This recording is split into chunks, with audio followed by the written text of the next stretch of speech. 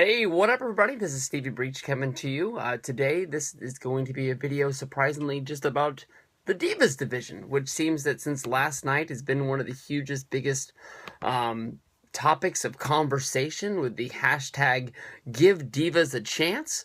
It's sort of taken on a life of its own over the last little while. I honestly saw a lot of people tweeting this yesterday as I was going through the good old Twitter machine, and I honestly was a little bit surprised because I honestly didn't think that many people cared about the Divas division. I will say that my good buddy Victor is probably one of the biggest fans of the Divas that I honestly know. I know there are people out there who really do give a damn about the Divas division, but I will honestly say that I don't think 9 out of 10 people tweeting Give Divas a Chance give a damn about the Divas division at all. I think they're just sort of jumping on the hashtag and just putting it out there. I'm just like everybody else. I mean, when there's a damn good Divas match, they deserve all the praise in the world. But it's been a long damn time since we've had a good Divas match. If you go back and you look at all of my sort of pay-per-view previews where I talked about the AJ Lee versus Paige matches, every single one of those matches, I said this is the month that the Divas division gets put back on the map. I kept on thinking that Paige versus AJ, two good girls that could honestly really wrestle. You know, WWE had a time when they had a lot of girls that were really good at wrestling, and then they went through this phase where they just were like opening up, you know, swimsuit catalogs, and they were just like, I like that girl, I like that girl, I like that girl. They were just bringing in these models. They weren't bringing in athletes. They weren't, they were trying their best to make these models be able to sort of go out and perform what would be a 2 to 3 minute match, and mainly care about putting pictures up on Facebook and Twitter and divas.com, if they even have that website anymore. I remember using that back in the day to check out all the hot chicks, looking at Lita and Trish and all that. It's honestly been a long time since the Divas division has honestly been stable, I guess you can say, but I don't think there's ever been a time that I cared more about what was going on in the Divas division more than last year's SummerSlam. I was pumped about John Cena versus Brock Lesnar, but I mean, you go back and you watch those videos, I cared about Brie versus Stephanie McMahon, and there's no doubt about it that basically that match was put on the forefront as, giving so much TV time. I believe it even closed out a few editions of Monday Night Raw with, them bringing Brie back and them having the contract signing and all the things that went down with that. That was a big angle, mainly because it involved the Authority, mainly because it involved Stephanie, and a lot of people wanted to see Stephanie get her butt kicked because for so long, she's been a girl who's been able to run her mouth, and, there was that short time in the late 90s, early 2000s when she was the Divas champion, but at that time, there was Sable, there was Jacqueline, Tori, not Tori Wilson, the other Tori, and that was about it. I mean, that was the women's division. That belt was brought back to put a spotlight on the Sable, and I guess Terry Runnels was running around then too as well, but, that was about it. Stephanie got that title, very rarely defended it, and once she finally dropped it and passed it on, then it went with Lita and Trish Stratus, and there was a bunch of girls around there, but I mean, somewhere around 2010, maybe even around 2011, the Divas division really hit a wall and it really fell off. For a while they had Alicia Fox, they had Maurice, they had Eve, all really good girls wrestlers. Michelle McCool, Layla, Mickie James was all lumped into there, and then it just became this whole thing of, we'll just stick the Divas into that second to last match, and, be the cool down, or it could be the popcorn match, it could be the piss break, it can be whatever you want to call it. I'm all for, giving these girls, the amount of time they need to get a program over. If you go back and you look at what everybody likes to, talk about with the Attitude Era or the Golden Age, well, not the Golden Age, because some people call it the wrestling 80s, the Golden Age of wrestling, but, the one thing that everybody tries to look at and try to point at, the Divas division mattered back then, and they got a lot of good girls that can really wrestle. If you look at those two NXT specials, the first two, you had Paige versus Emma in the finals for the NXT title. Then after that, Paige made her debut. They stripped her. They had another women's NXT tournament that went down to the wire. It was the Hearts against the Flairs. You had Natalya going up against Charlotte Flair. Great match.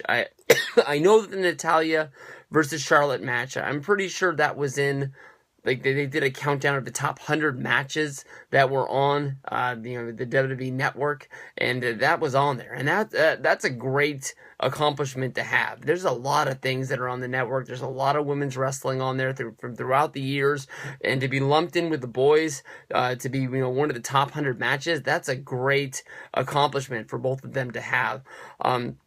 I think there's a lot of hope for what is coming up in NXT right now as well. If you look at Sasha Banks, Charlotte's still down there. She's rumored to be coming up sooner than later. You've got Becky Lynch, who I think is probably going to be the best wrestler that they have coming out of that group. And then you also have Bayley that's up there. That's a lot of girls that can get in there. I know that Emma, when she got her promotion from NXT to WWE, being on Raw and SmackDown, she got lumped in with Santino. I don't know if it was the whole Walmart scandal or if it was Santino's sort of retirement, that just sort of, they had been lumped in as a team, and now they don't know what to do with her anymore. I promise you, once they find a spot for her and her teaming with Paige and exposing the friendship that they have, you go back and watch I don't know if they're Vines or if they're Instagram videos, or however you have to find them. When Paige first won the championship and she was being a part of the main roster, they were doing this whole sort of storyline in these short little videos, because you only get about 6 to 10 seconds or however much it is, where Emma had stolen the NXT title, stolen the women's Divas title, and they were hiding it and they were trying to get whatever they could out of it. But it was a very fun short little thing to be looking for a video every couple of days from them. And I think you put them two together, it's going to be good stuff. The Bellas, honestly, in my mind, two of the most improved wrestlers. I never got a chance to making the 2014 year-end awards. Normally knock that out the week of New Year's, and I don't know what happened. But honestly, if I would have done the award show this year, the Bellas would have got it. Maybe Nikki more than Brie. Nikki was piss poor horrible in my mind, and I guess but now sometimes I even look forward to her matches. But the match that was on Raw last night, 30 seconds for a Divas tag team match, I'm not going to go as far to call it unacceptable, but definitely there is room for change. I mean, definitely you see Stephanie McMahon's tweet that was responded to by AJ, which I think everybody has seen by now. If not, you can go find it on their Twitters. As far as I know, they haven't taken them down. Stephanie was giving thanks to Patty Arquette for using your voice for women's rights, and to follow that up, AJ, she found a spot in there, basically said that your women wrestlers have record-selling merchandise and has starred